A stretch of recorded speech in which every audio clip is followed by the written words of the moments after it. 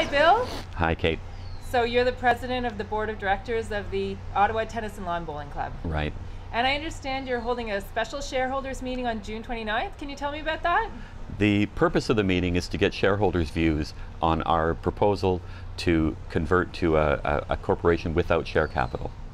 Is it just to get views, or is there going to be a vote at this meeting? No, Bill? there'll be a vote. There'll be a vote. And why is it important for the club to do this, in your view?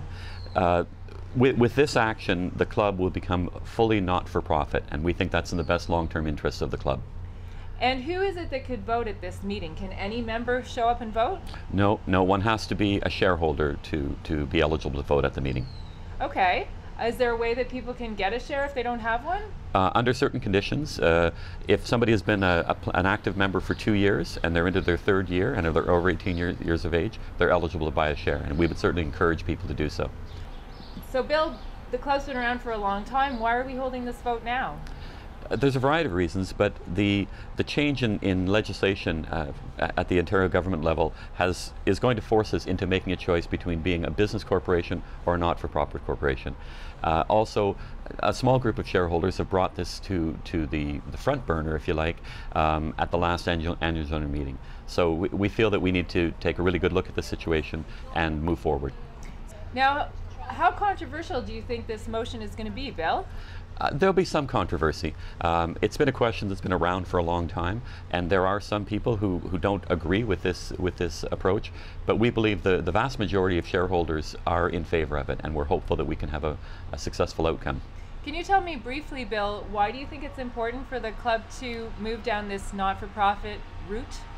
There are a number of reasons. I think the most important one is that we already are operating as a not-for-profit corporation, and by going this last step, we would then be eligible for a variety of grant programs, government grant programs, notably the Ontario Trillium Foundation.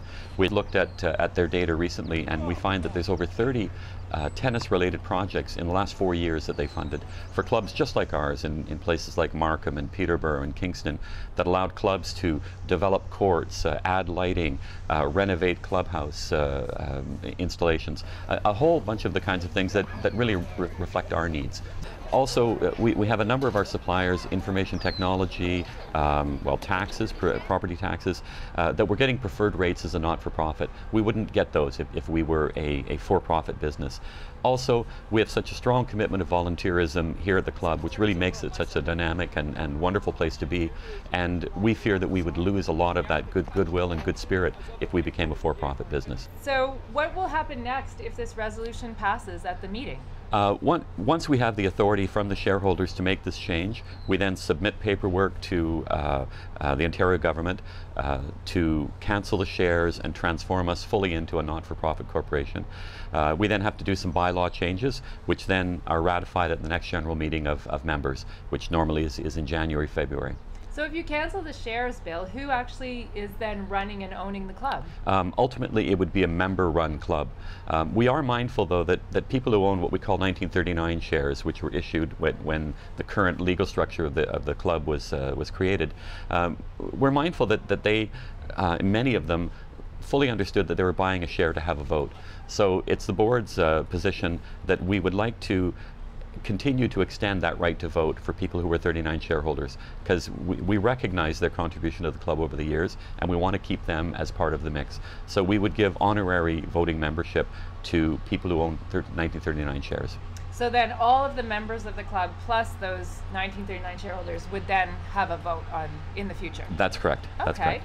How important is it for people to come out and cast their votes at this meeting, Bill? It's crucial.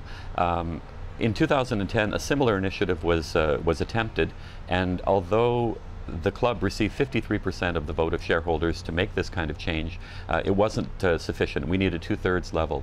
So it's very, very important that people come out to have their voices heard and make the vote. But we also think that long term, it's a very good thing to have the members mobilized and, in a sense, take ownership of the club. We think that's in the long-term interest of the club as well. Perfect. So any last message for our listeners, Bill? Well, I guess really, if you don't have a share and you're eligible, go out and buy a share. If you certainly attend the meeting, ask questions. You can speak to directors. There'll be information posted on the website and at the club. So participate in the process, and I think we're all going to be better for it. Thanks, Bill.